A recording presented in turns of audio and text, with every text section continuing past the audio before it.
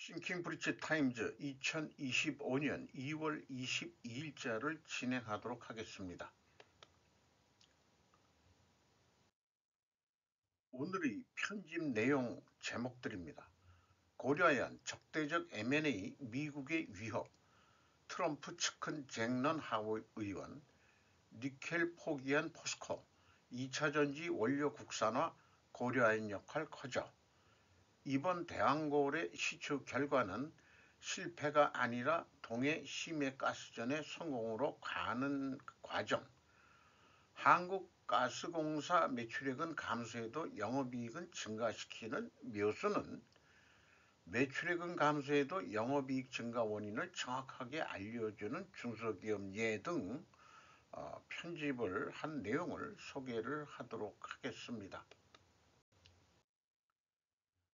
고려한 적대적 M&A 미국의 위협 트럼프 측근 잭런 하원 의원 이인하 기자가 조선비지에서 2월 21일 보도한 내용입니다.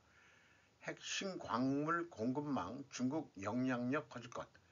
공화당 소속 잭런 연방 하원 의원이 미국 상무부에 서한을 보내 MBK 파트너스가 고려하연 경영권을 가져가면 핵심 광물 공급망에서 중국의 영향력이 커질 것이라는 우려를 전달했다.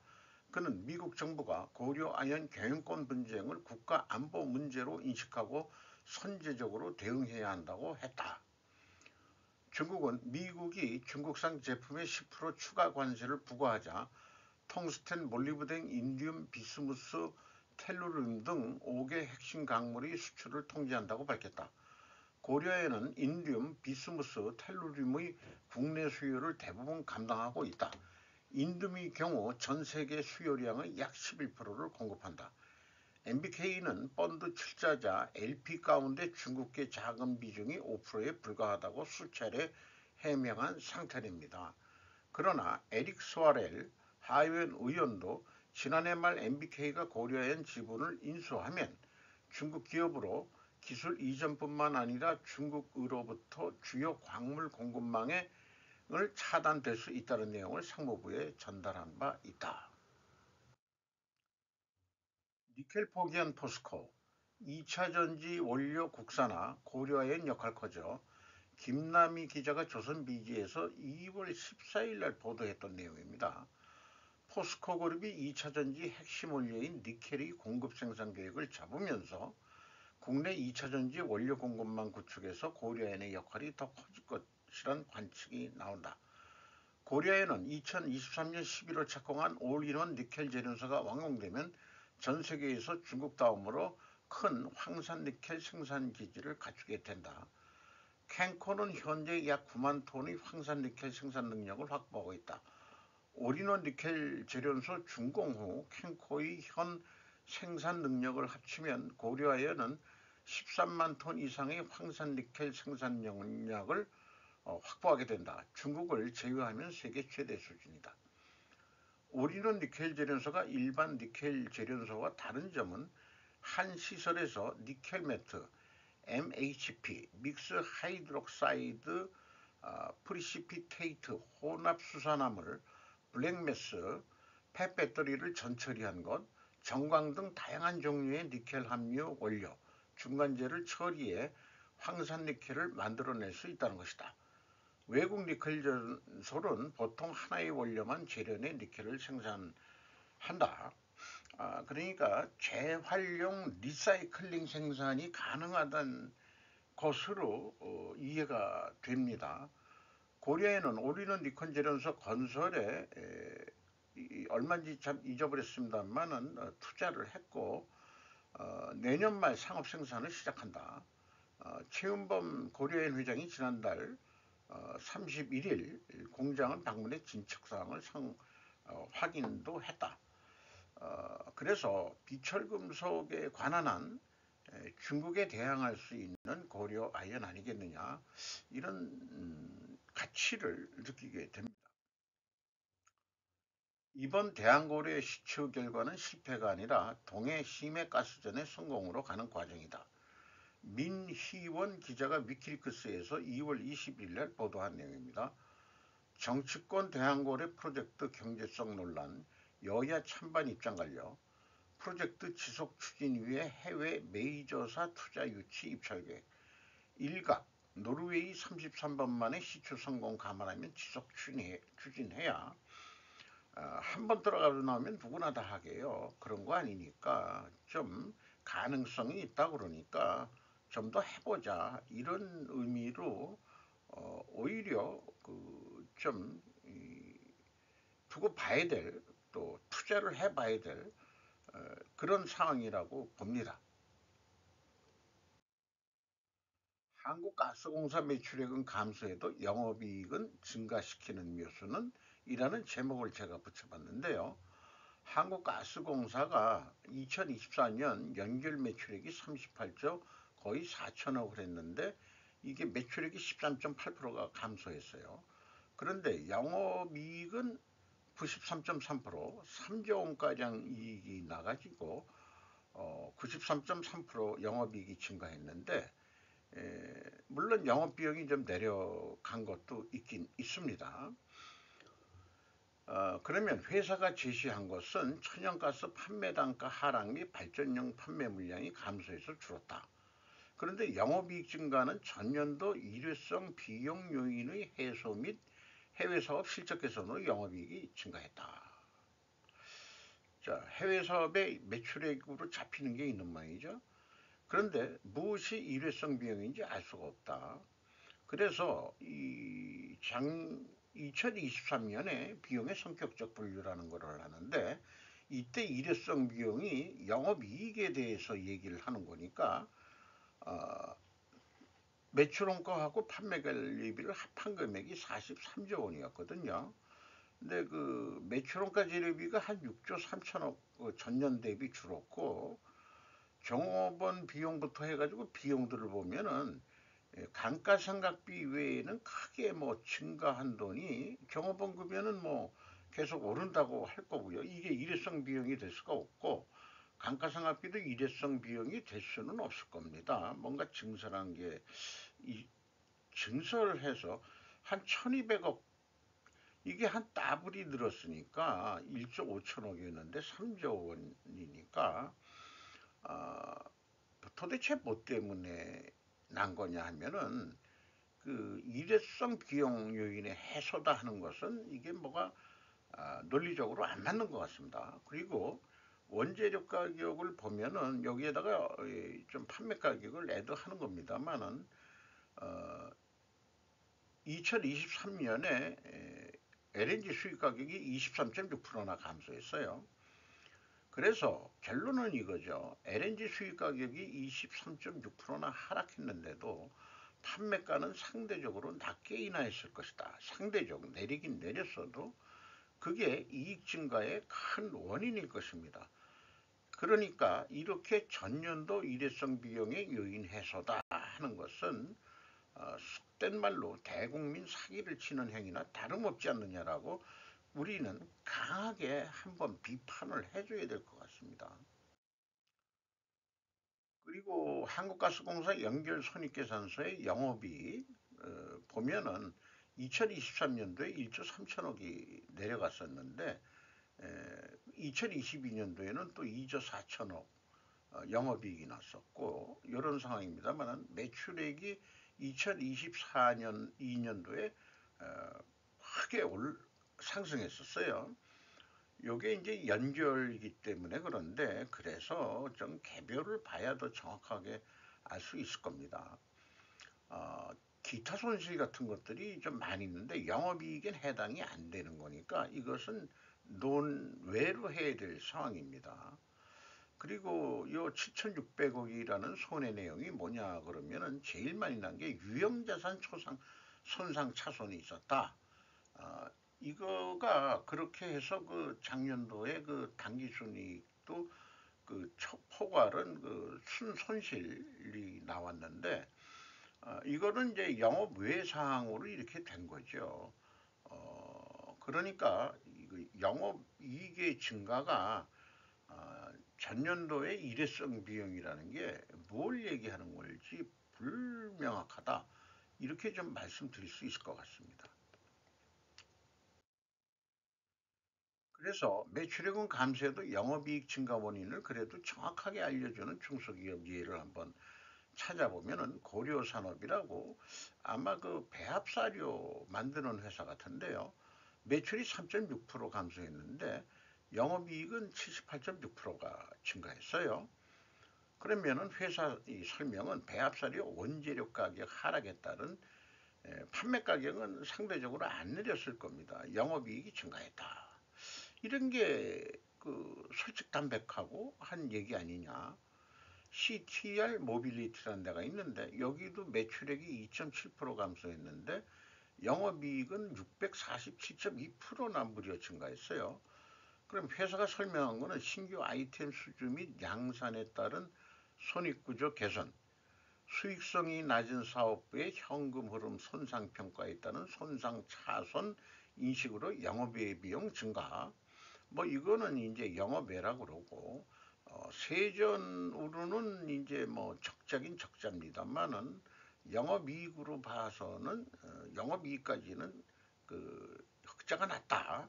이게 신규 아이템 수주 및 양산이고 영업의 비용들, 현금 흐름 손상 평가 이게 도대체 뭔지 나중에 좀 보고 싶네요. 저도 이런 금액이 큰 금액이 돼가지고 적자 행진을 계속하게 만든다.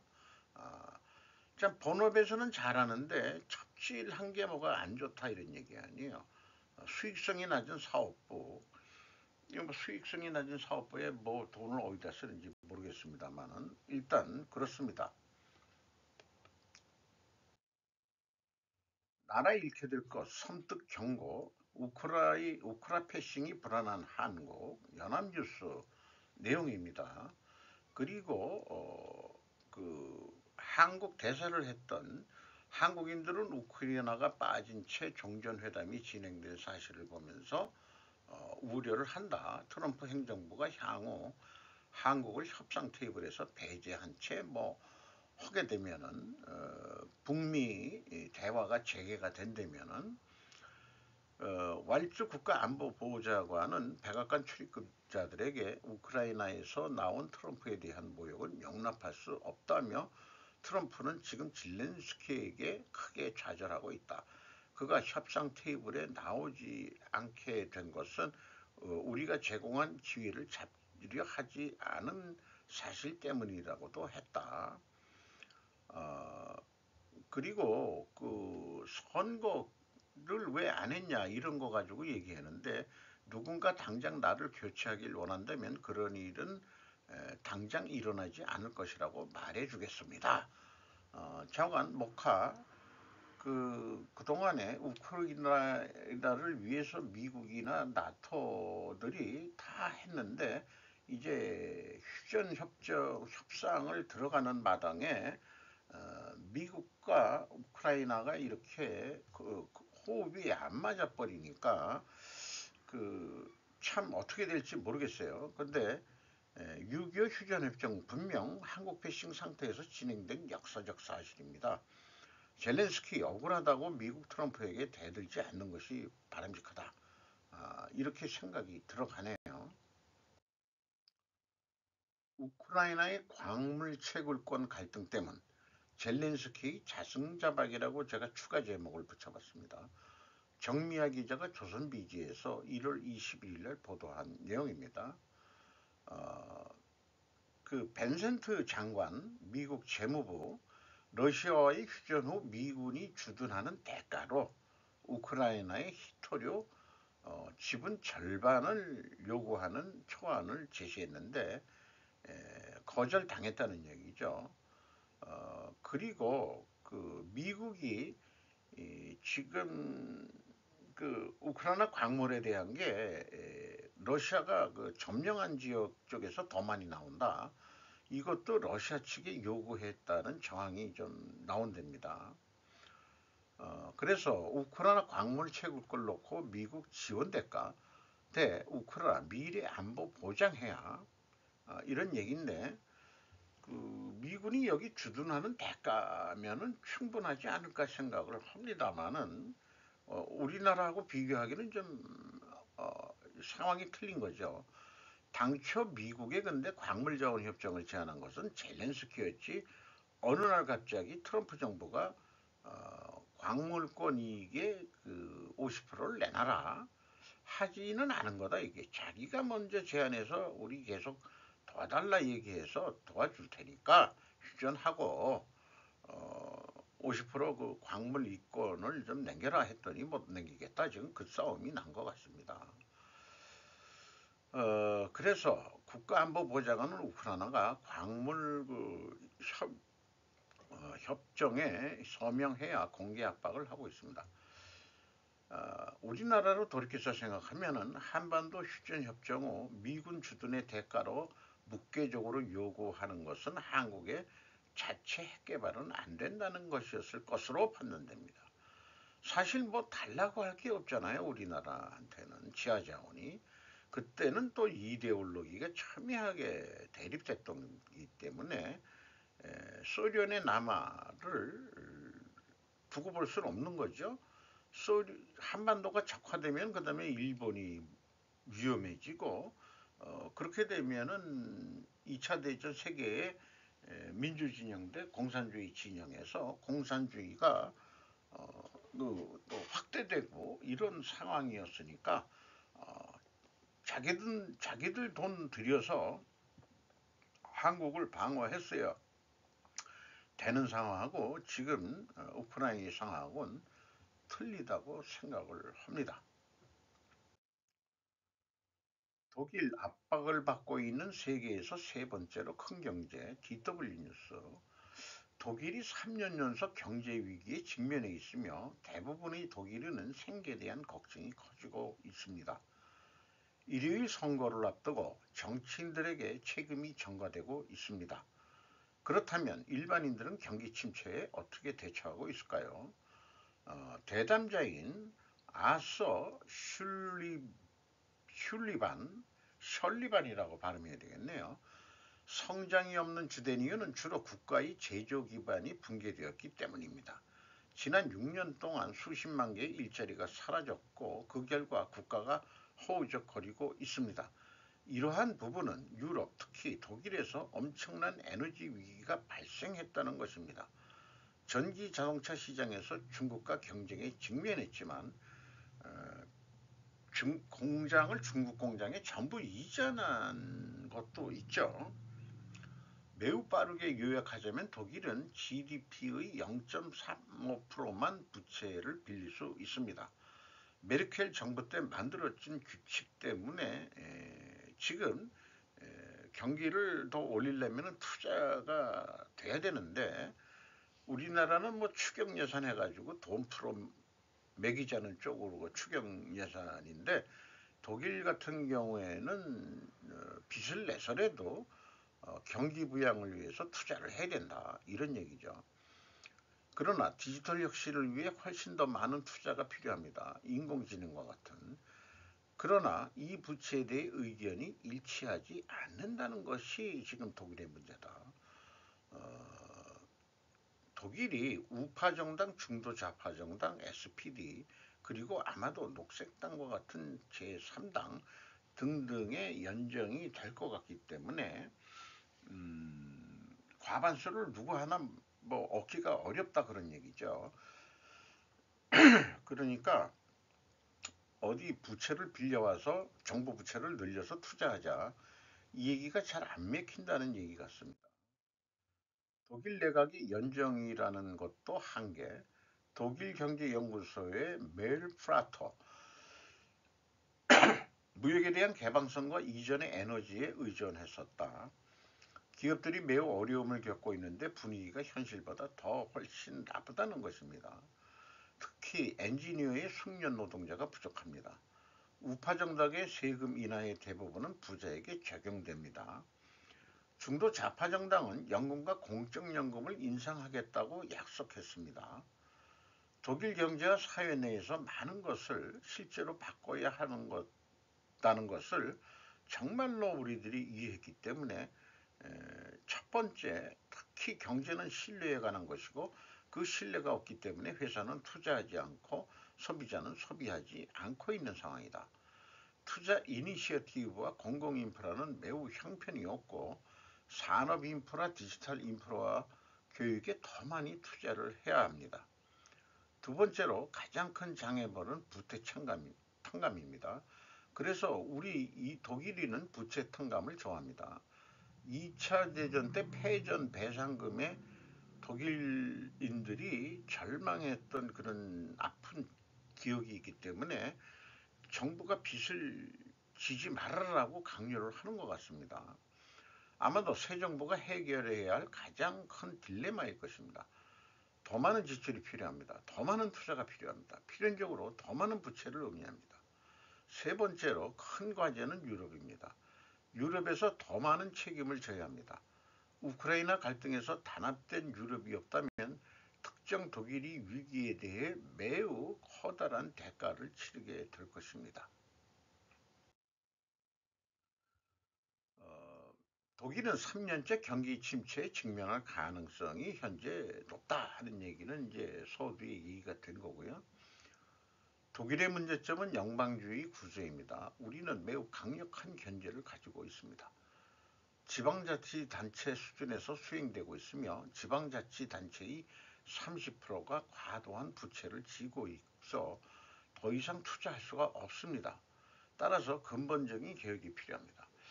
이것을 해석하자면은 그 연방 이런 거 이제 관두고 지방자치 없애고 중앙집권적 정치체제로 가야 되지 않겠냐는 식으로 들리고요.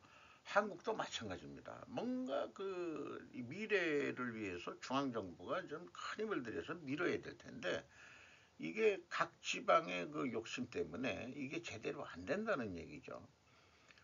독일이 2010년대에는 황금기를 보냈습니다. 경제는 생산성, 경쟁력을 위해 더 많은 부채를 받들여야 합니다. 아직 대중에게 널리 퍼지지 않았고 이것이 앞으로의 과제입니다. 선거를 해도 절대 과반수를 차지하는 정당이 없을 것으로 보기 때문에 연정은 불가피하다고 하고 각 당의 현재 견해가 다른 게 또 문제라고 합니다.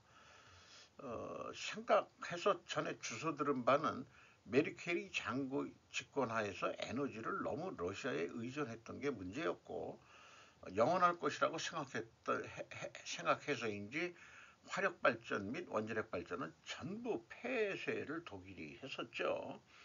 근데 우크라이나 전이 터지면서 가스라인이 막히면서 결국 독일이 지금 안 좋은 길로 가고 있는데 그나마 4위였는데 일본이 더 내려가는 바람에 3위가 됐다고 그러죠. 트럼프 워싱턴에 맞서다 피터 자이안 2월 21일자 뉴스레터입니다. 연방 공무원들에게 지금 도끼질을 하고 있다.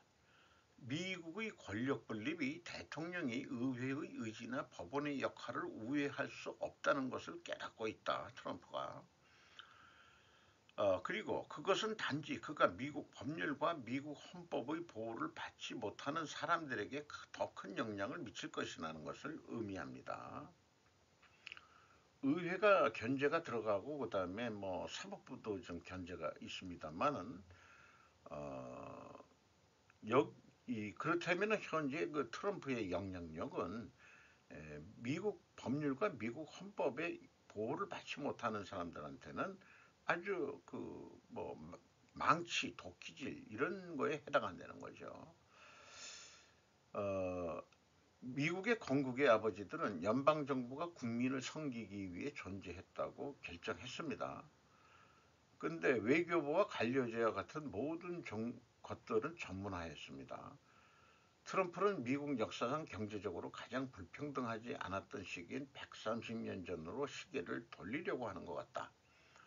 의회를 이용하지 않고 관료제와 정면으로 맞서려는 것은 일종의 도덕과 맞서 싸우는 것 같은 것입니다. 이렇게 풀어가고 있네요. 동심 파괴, 문형배의 폭로, 헌법재판관들의 TF팀, 헌법재판소, 헌재, 문형배 대법원은 재판부 합의안 절차 진행 초안. 저는 윤 대통령을 이제 줄여서 윤칸이라고 이제 제가 스스로 쓰고 있습니다. 윤칸 탄핵 심판 8차 변론에서 문영배 헌재 소장 권한대행이 언급한 대법원은 재판부 합의 작성한 절차 진행 초안이라고 헌법재판소가 설명했습니다. 천재현 현재 공보관은 이런 것들이 연구부라는 데에서 나온다. 문영배의 대본주는 TF의 정체는 누군가? 문재인 우리법연구회 뭐 이렇게 연결을 해놨는데 문영배 헌법연구원 TF 대본대로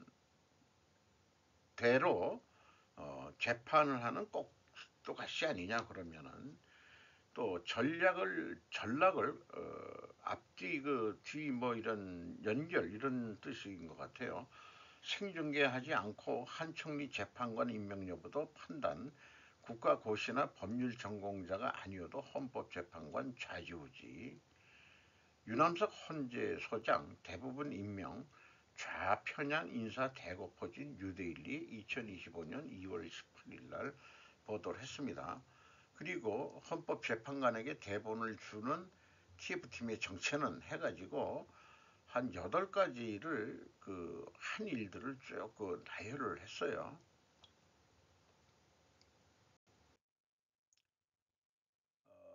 여덟 번째는 재판관의 정치적 편향성 문제, 이해충돌 문제 등에 대한 기피와 회피 요청을 거절한 결정.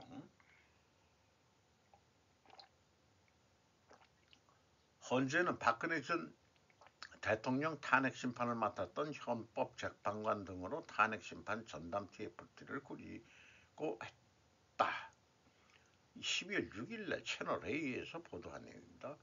인원 중에 이상한 이름이 있다 이게요. 공보관 견인 이진, 헌법재판연구원 연구교수부 기본권 연구팀장 김장, 선임 헌법연구관 오헌, 현재 탄핵심판 TF 첫 회의 변론 생중계 않기로 쿠키뉴스 2024년 12월 17일 호적제도 폐지 결과 출신 성분을 숨길 수 있게 되었다. 원희룡이 헌법재판소를 공격하는 이유는 최상목 권한대행을 제거하기 위한 작업이다.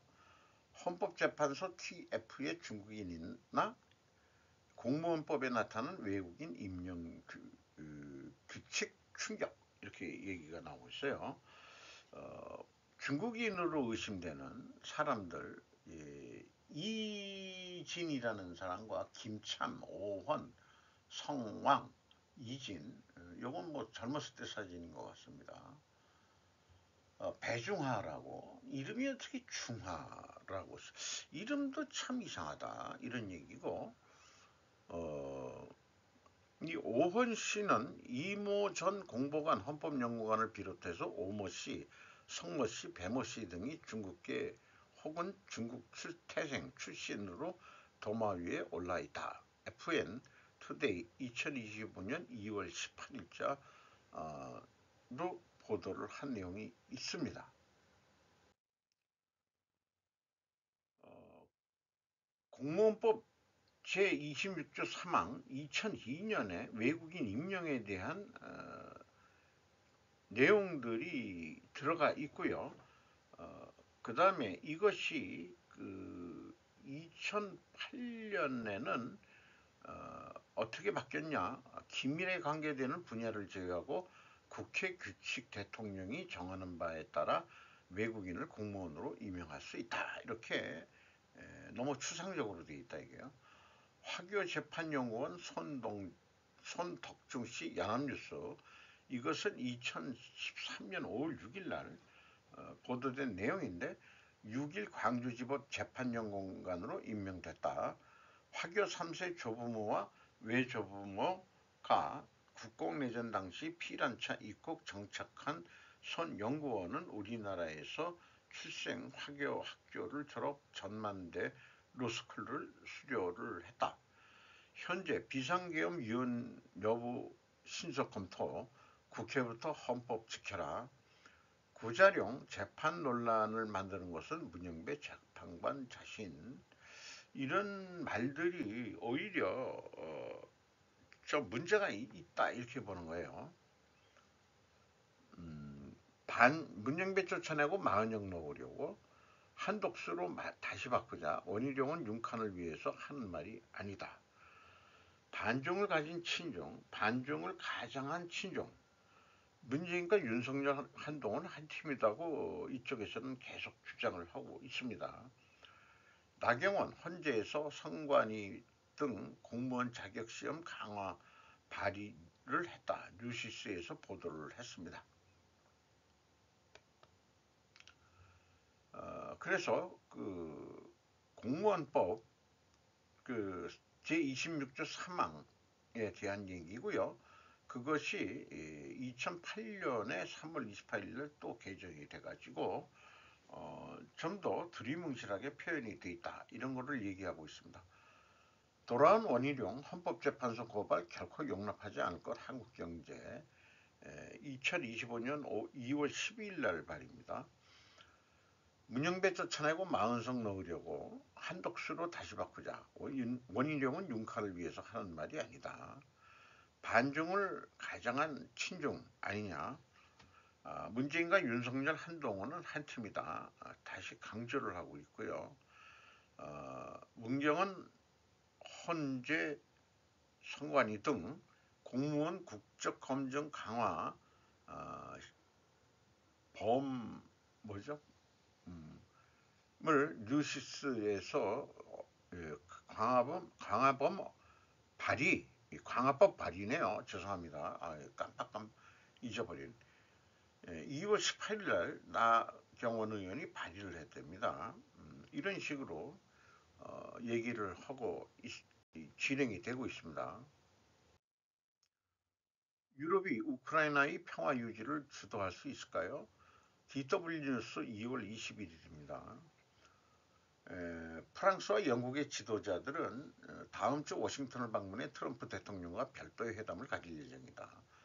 이들은 러시아와 우크라이나 간의 최종 휴전을 감시할 수 있는 유럽의 보장군에 대한 개요를 발표한 예정이고, 언론 보도에 따르면 이 계획에는 필요한 경우 미국 전투기 보호를 받는 3만 명 미만의 병력이 포함되어 있다고 말합니다. 그러나 테리 슐츠의 설명에 따르면 트럼프 행정부가 이러한 지원에 동의할 것이라는 확신과는 거리가 멉니다. 이 논쟁은 일부 국가에서 너무 일찍 시작됩니다.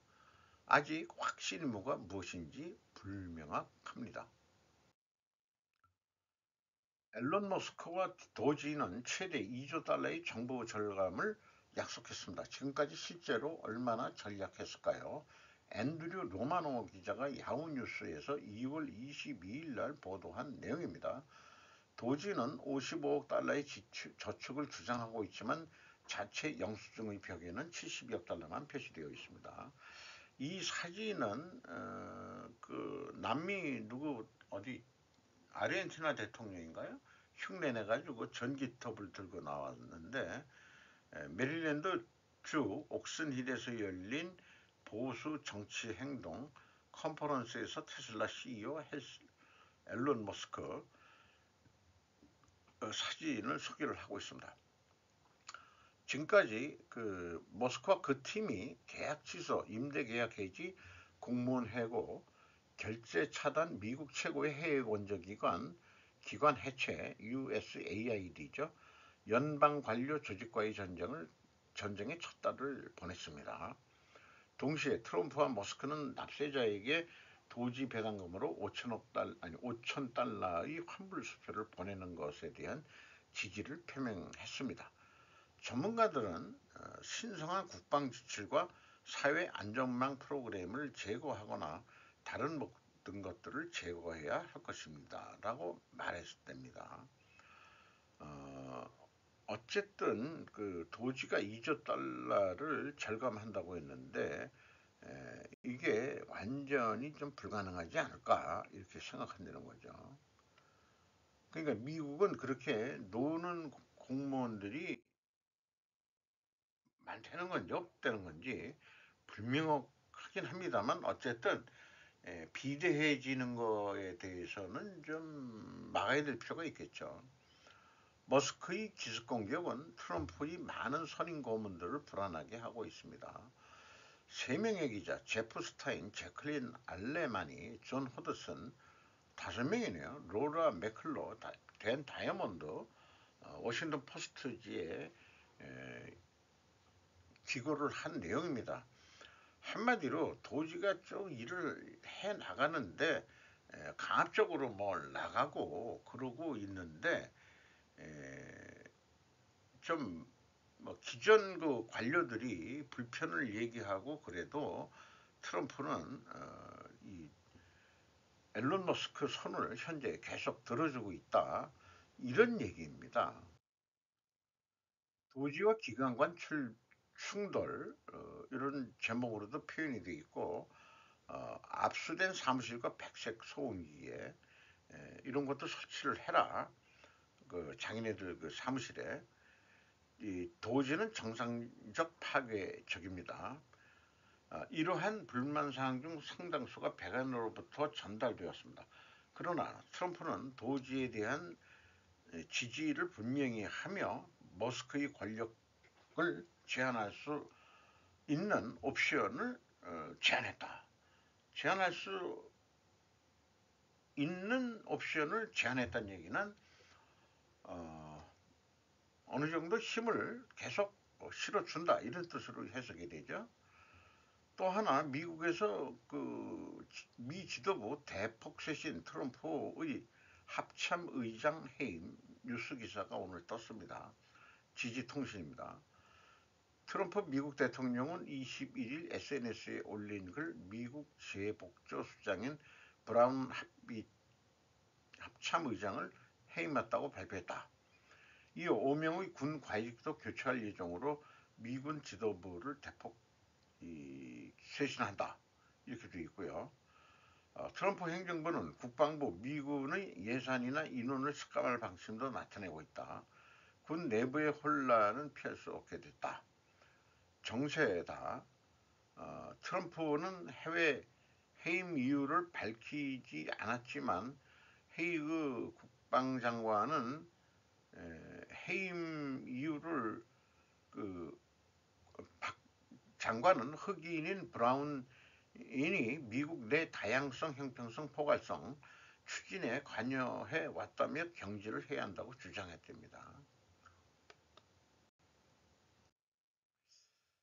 이상 마치도록 하겠습니다.